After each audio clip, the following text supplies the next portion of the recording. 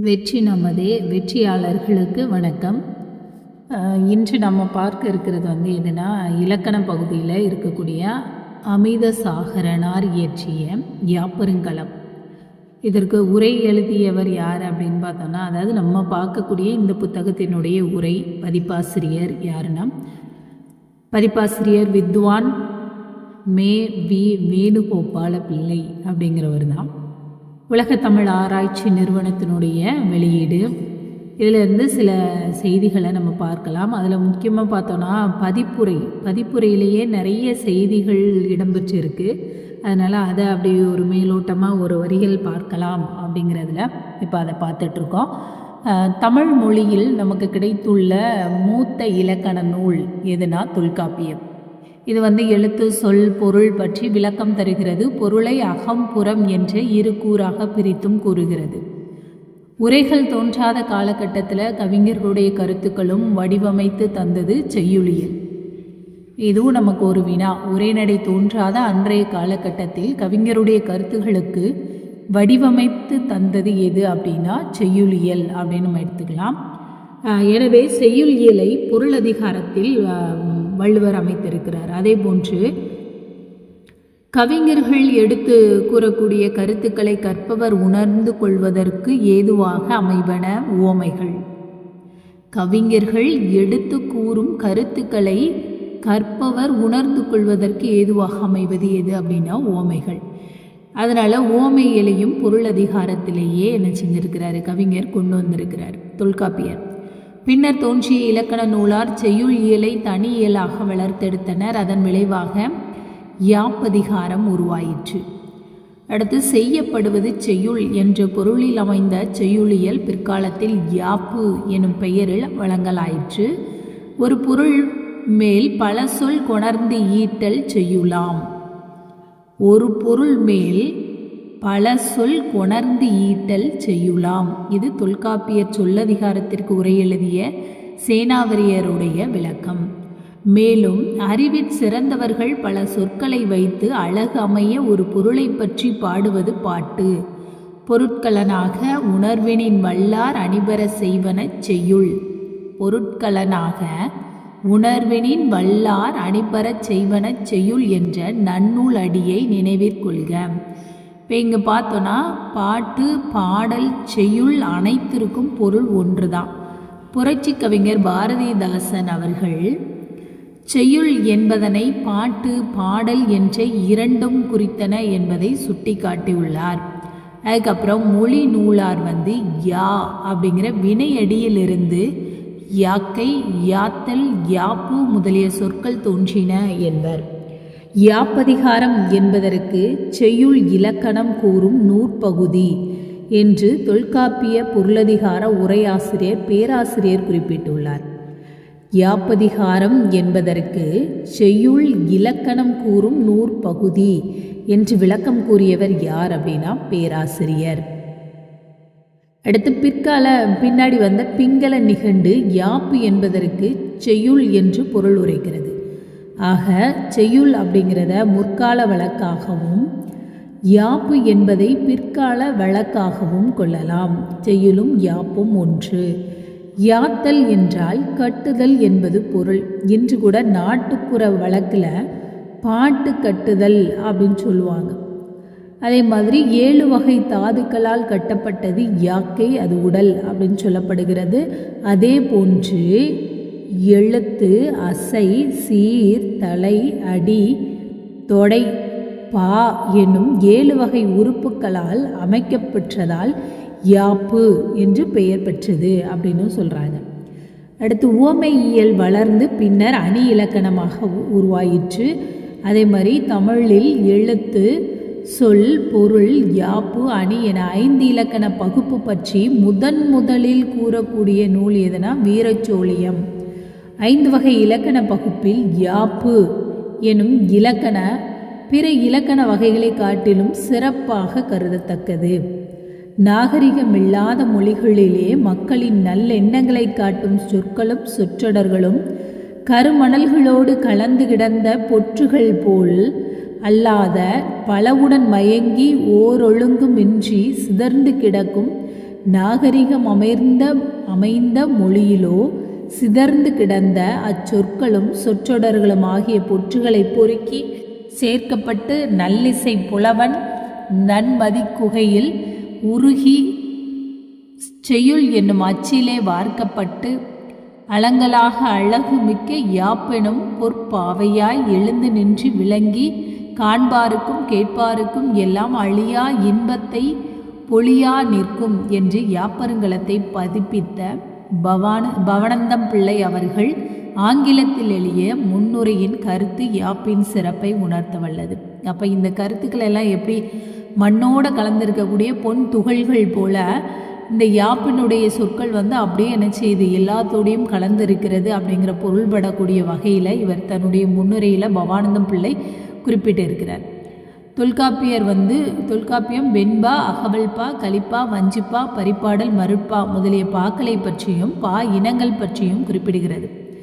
தொல்காப்பியத்திற்கு பின்னாடி தமிழ் மொழியில் பாவும் பாவினங்களும் வளர்ச்சியும் பெருகியது. எந்த ஒரு மொழியாக இருந்தாலும் சரிதான் இந்த பாவினம் வளர்ச்சி நிலை முக்கியமான ஒன்றாக இருக்கிறது. பிற்காலத்தில் தோன்றிய இலக்கண நூலார்கள் என்ன செய்கிறாங்க, பாவிற்கும் பாவினத்திற்கும் இலக்கணம் எழுதுகிறாங்க. அதில் யாப்பருங்கலம், யாப்பருங்கல காரிகை என்ற 2 நூல்கள் சிறந்த நூல்களாக போற்றப்படுகிறது. யாப்பருங்கலத்தை ஒட்டி உருவாக்கப்பட்டது யாப்பருங்கல காரிகை.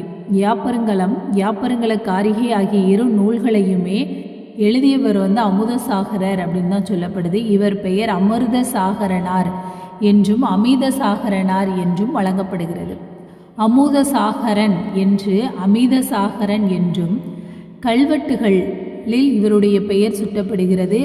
அளப்பெருங்கடற்பெயர் அருந்தவத்தோனே என்று யாப்பருங்கல பாயிரம் அந்நூலை செய்த ஆசிரியன் பெயரை குறிப்பிடுகிறது.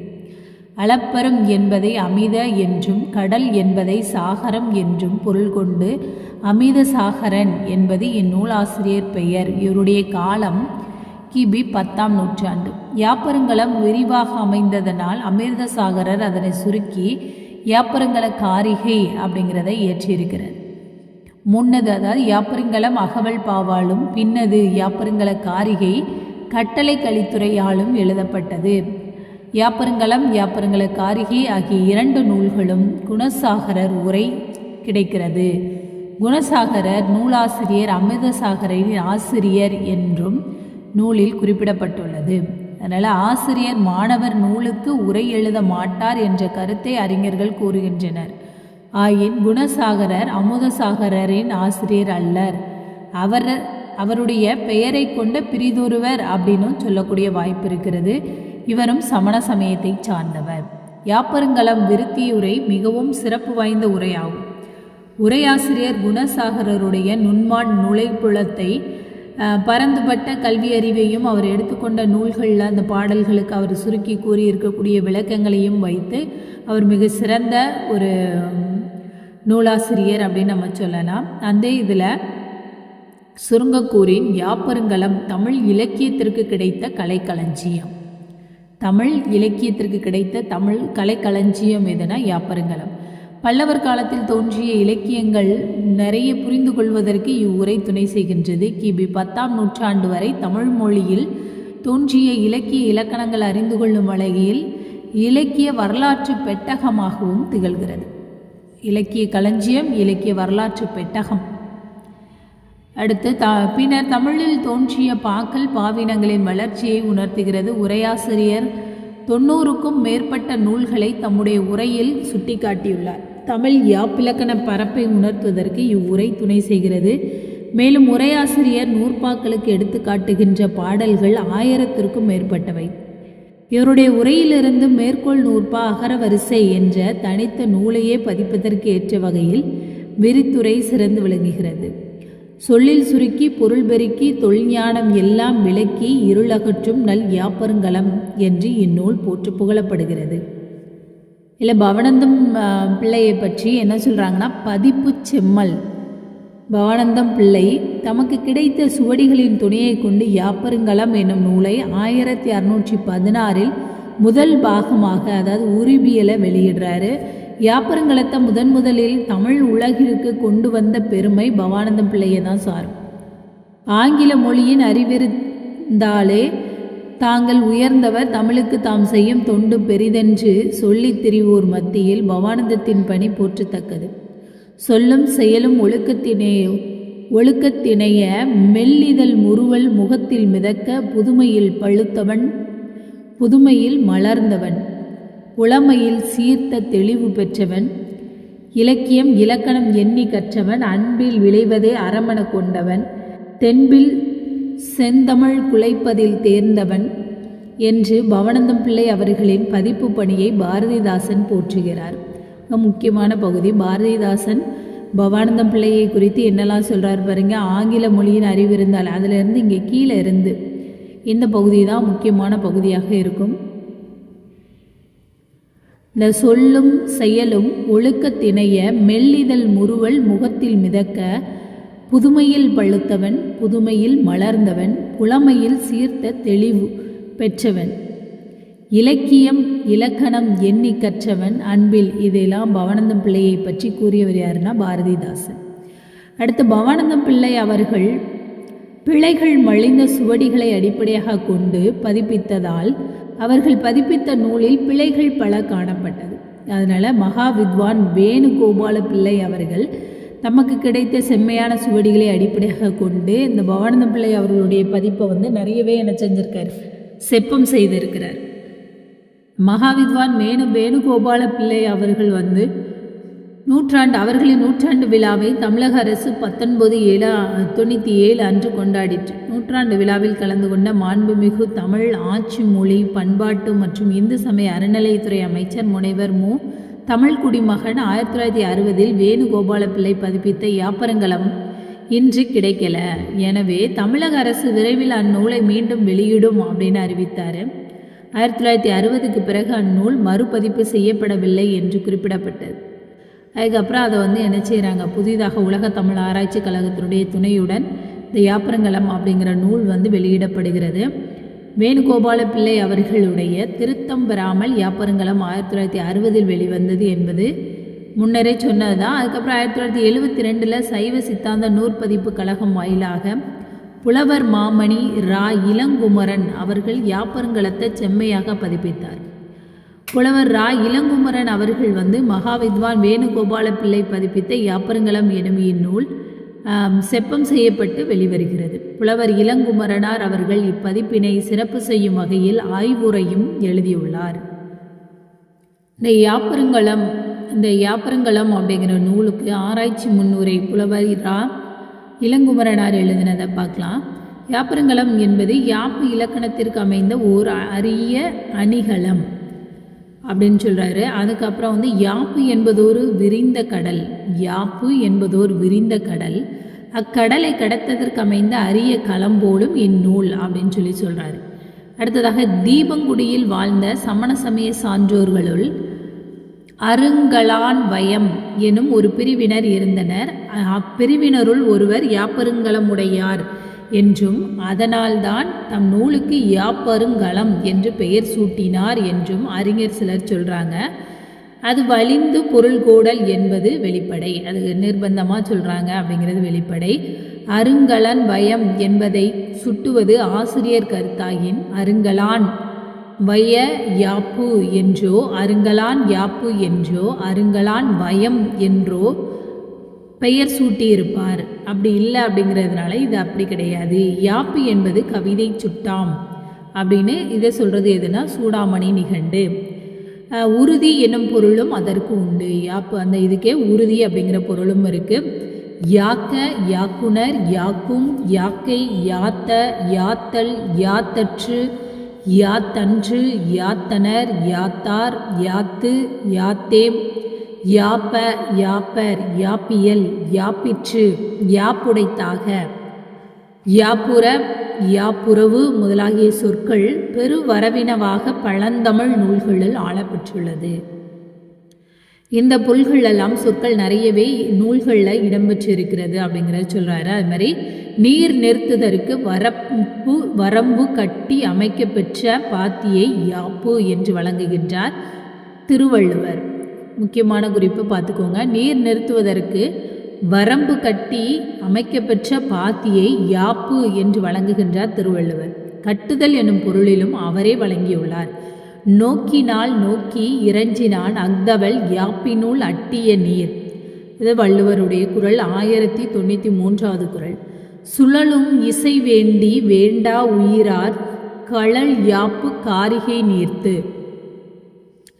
அடுத்ததாக தோல், குருதி, இறைச்சி, நரம்பு, எலும்பு முதலியவற்றால் யாப்புற்று நிற்கும் உடல் யாக்கை என்று காரணப்பெயர் கொள்ளும். அவ்வியாக்கையை யாப்புடன் இணைத்து காட்டினார் நன்னூலார். அதுதான் பல்வகை தாதுவின் உயிர்குடல் போர்பல சொல்லால் பொருட்கிடனாக உணர்வினின் வல்லோர் அணிபெறச் செய்வன செய்யுள் என்று நன்னூலார் குறிப்பிடுகிறார். கூரை வேய்வார் தடுக்குகளை வரிச்சியுடன் யாத்ததற்கு பயன்படுத்தும் கருவேல் புளிய வளார்களை ஆக்கை என்று வழங்குவதை இன்றும் நாட்டுப்புறங்களில் நம்ம பார்க்கலாம். அதனால் ஆக்கை என்பது யாக்கை என்பதன் திரிபே ஆகும். யாப்பு கட்டுதல் என்னும் பொருளுடையதாவது எழுத்தால் அசையும் அசையால் சீரும் சீரால் தலையும் தலையால் அடியும் அடியால் தொடையும் தொடையால் பாவும் இனங்களும் கட்டுற்று தொடர்ந்து செல்கின்றன. ஆதலால் யாப்பு என்று ஆயிற்று அப்படின்னு சொல்கிறார். களமும் காரிகையும், யாப்பருங்கலமும் யாப்பருங்கல காரிகைக்கும் ஒரே ஆசிரியர் தான் அப்படின்னு சொல்லப்படுகிறது. இதில் பேரருள் பெருத்திரத்தை நம்ம என்ன செய்யலாம் பார்த்துக்கலாம். வேதத்திற்கு நிருத்தமும் வியாகரணத்திற்கு காரிகையும் அபிநயர் யாப்பிற்கு 4 அடி 40 போல யாப்பருங்கலம் எனும் யாப்பிற்கு அங்கமாய் அலங்காரம் உடைத்ததாக செய்யப்பட்டமையான் யாப்பருங்கால காரிகை எனும் பெயர்த்து எனும் காரிகை பாயிர உரையால் நம்ம என்ன செய்யலாம் தெரிஞ்சுக்கலாம். யாப்பருங்கலத்தின் பின்னே எழுந்த நூல் அப்படிங்கிறது அந்த பாயிரத்தினுடைய விளக்கத்தினால் நாம் அறிந்து கொள்ள முடியும். அதே மாதிரி யாப்பிற்கு அங்கமாக செய்யப்பட்ட நூல் காரிகை, அதனால் அது யாப்பருங்கல புறநடை எனவும் வழங்கப்பெறுவதாயிற்று. புறநடையாவது ஒரு நூலுக்கு அங்கமாக அமையும் பிரிதொரு நூலாகும். புறநடைனா என்ன அப்படின்னா ஒரு நூலுக்கு அங்கமாக அமையும் பிரிதொரு நூல். அவிநயரால் செய்யப்பட்ட யாப்பு நூலுக்கு அங்கமாக அமைந்தது 4 அடி 40 என்பதும் அதனை குறிப்பிடும் யாப்பருங்கல விருத்தி 4 அடி 40 என்னும் புறநடை என்பது நோக்கத்தக்கது.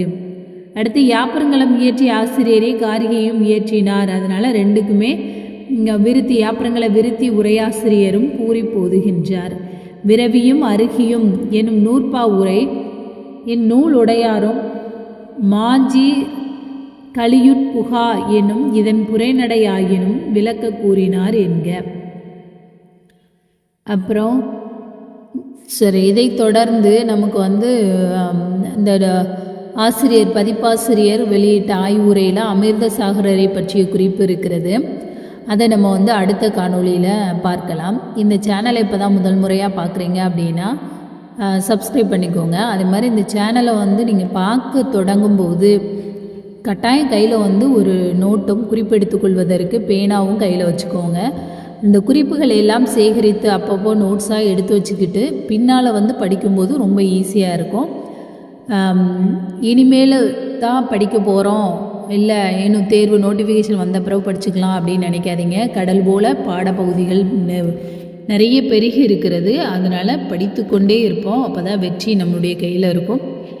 வெற்றியாளர்கள் அனைவருக்கும் வாழ்த்துக்கள். நன்றி.